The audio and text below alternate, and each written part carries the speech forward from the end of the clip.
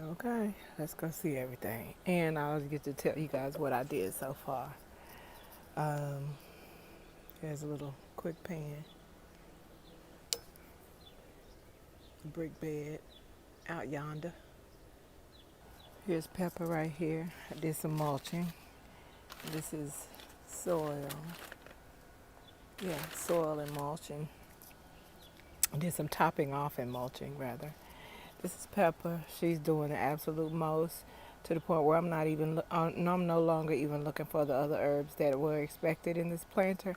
But I am going to take her out and put her in her own little planter and let her do whatever she does, right? But she's not going to do it such that she's going to take over a pot for other stuff to do well. Oh, matter of fact, I should show you guys. I actually harvested my first stevia tip, and it should actually be dry. So I know I've tried them in tea. I think I want to try it in coffee. Hey, girl.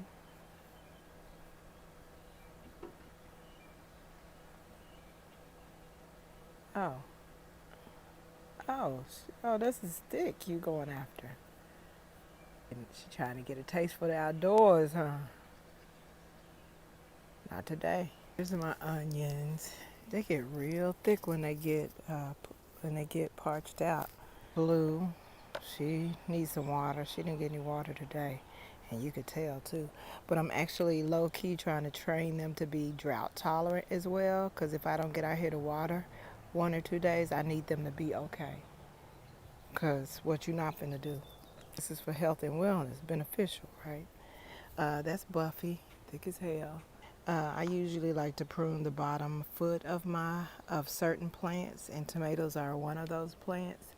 I actually now have a rule of thumb someone was asking me questions about how I grow tomato, and I was walking them through it, and in fact I let them know I was supposed to be doing a video. But part of that pruning process applies to tomatoes, and I have found a base rule of thumb so you don't have to in your head try to measure according to whether you have a big pot, a small pot, if it's in the ground, how far from the bottom should you lollipop. We'll go over all of that. This is Vars. She's pretty happy since she has been mulched and watered. Onions are doing really well. Buffy, thick ass flowers for what is expected to be a 1 pound tomato. This is Bryn, and I just pruned her bottom branches off. She was really thick all the way down to she had branches coming right off at the soil line. And since she is developing her first flowers, I decided it was time to prune those bottom branches. So you can see they're all gone except for the branch underneath the first flowers. And that is actually the rule of thumb. I might as well go ahead and slip it in there. Is once the plant grows its first set of flowers, then you can prune everything below that. I'm leaving just another branch just for good measure. Yeah, got my first brinjal flower. These peas I was just letting them grow to get a little bigger for more food because I intend to share those. But never fear, they will be harvested before they fully ripen because I'm keeping this plant going for as long as I possibly can. Doing controlled testing and see how long that is. In the meantime, I did put 4 more seeds in this planter. So hopefully we'll be harvesting them both at the same time. I harvested these outer leaves on this. This is Jolly. I need to put her in a great big ass pot. Oh, Lord knows. I need to transplant these into a different plot. This one's gone. This is a goner. She dead. And so Jolly and this Hazel is doing okay. Josher, I need to propagate these branches here, the side branches there. String beans. Robin, trying me.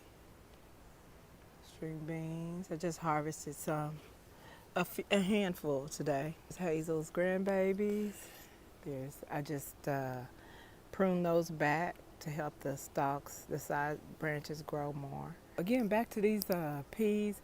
I also have, since I got the seeds from the first batch, I also have a set of them trying to grow indoors because I feel like they're self-pollinating, and I appreciate the way peas flower, but the flowers don't drop and make a mess around the plant.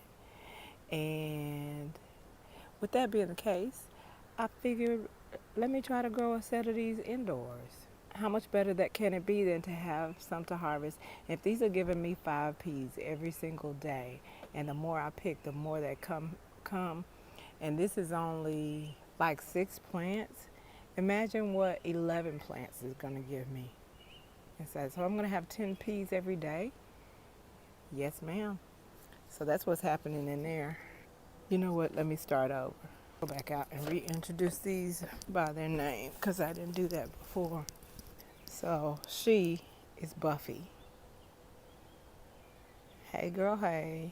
Thick ass flowers. This is Blue and Vars.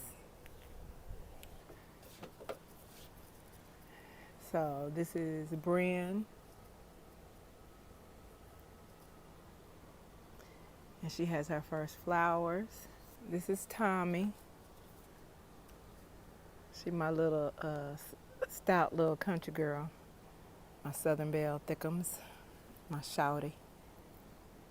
Here's Rose. She's happy. I put I put Tommy in there 4 times. 1, 2, 3, 4. And when those come up, I'm going to then plant 4 more so I can be harvested on them next.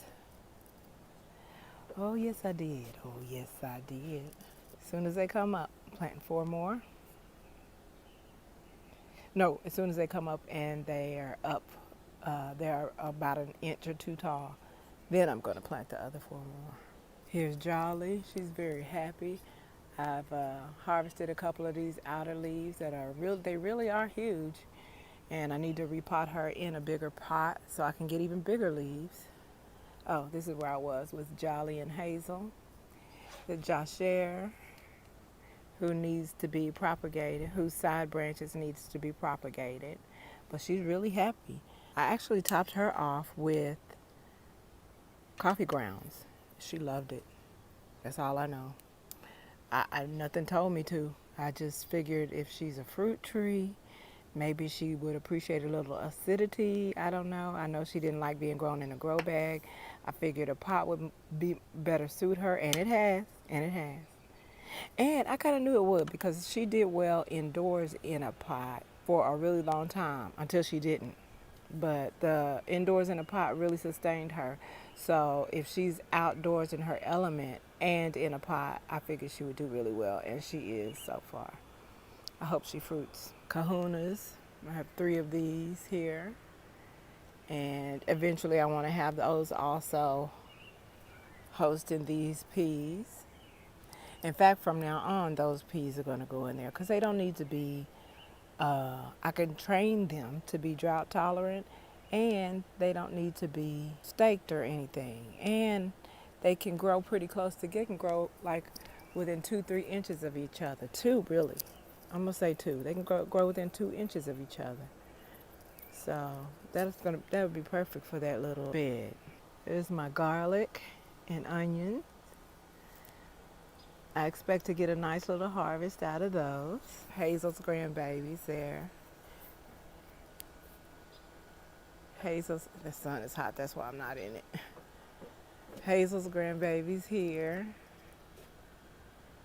Those are the ones I pruned. This is BB's kids. They're just now trying to latch on.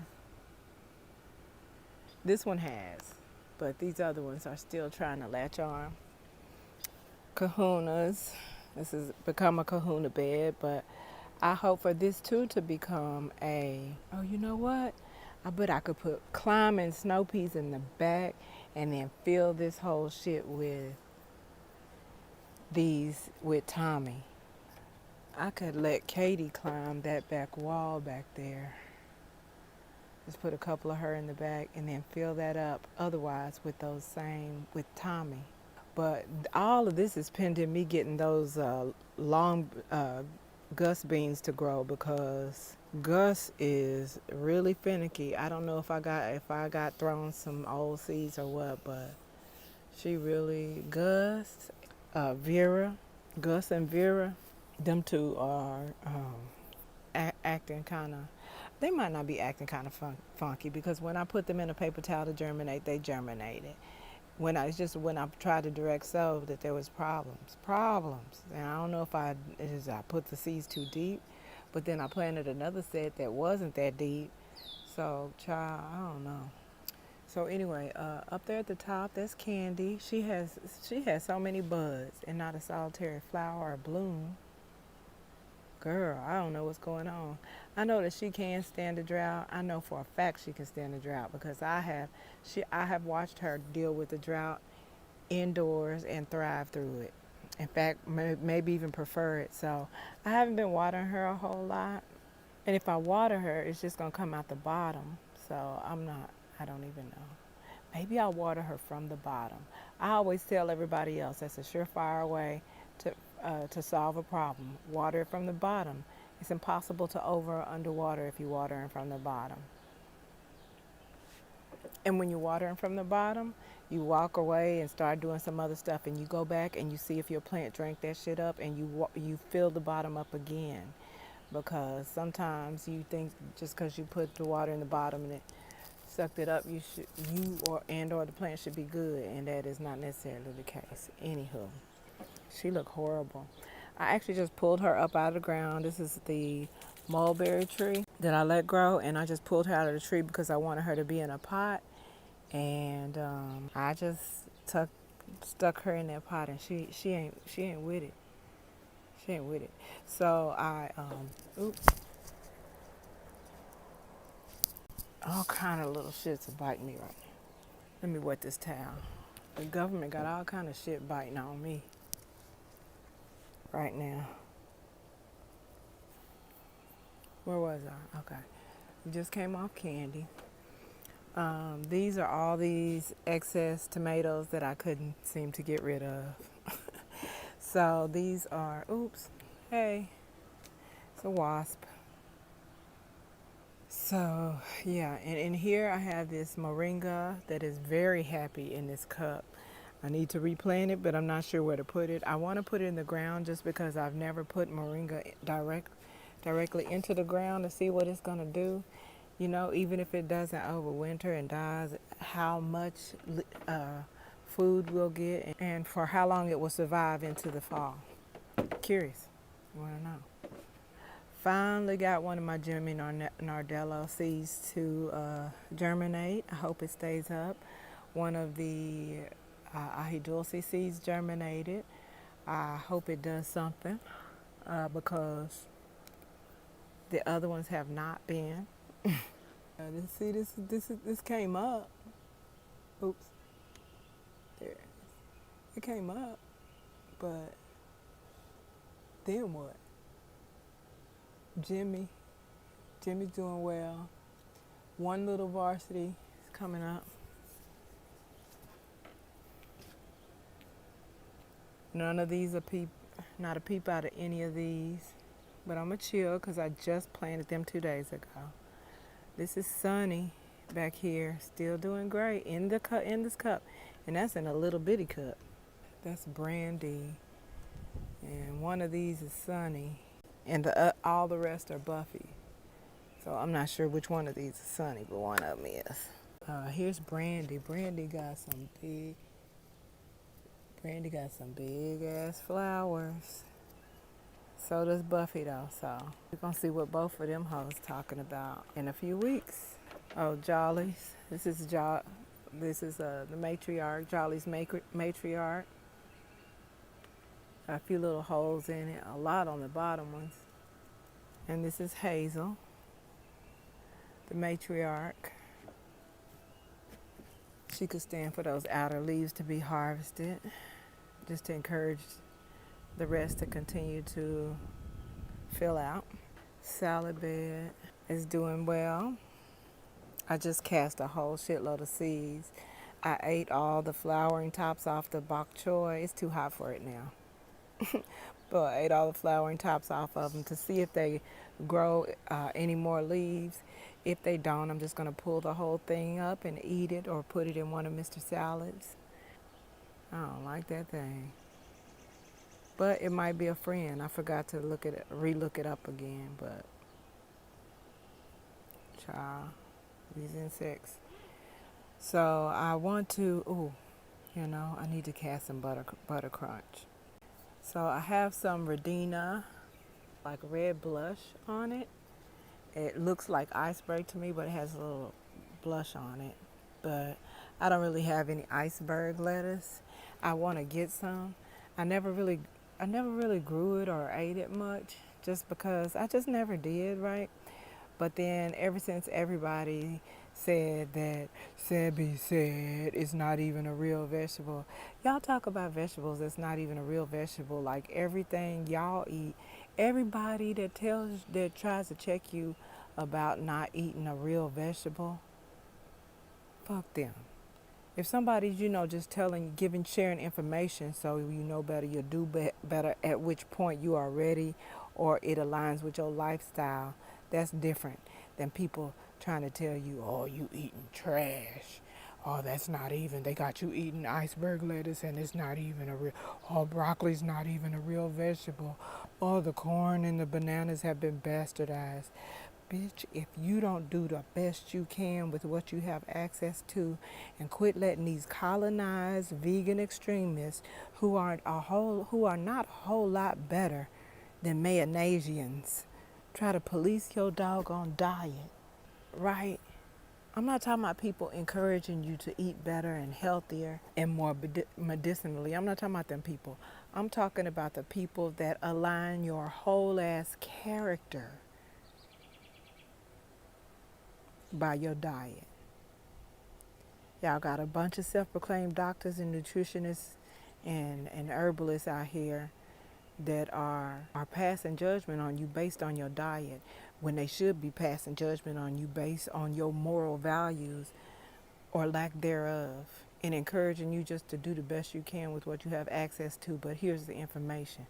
Bitch, if you don't eat, I'd rather you eat a seedless fruit than you not eat any fruit at all. And what are they supposed to, extremists?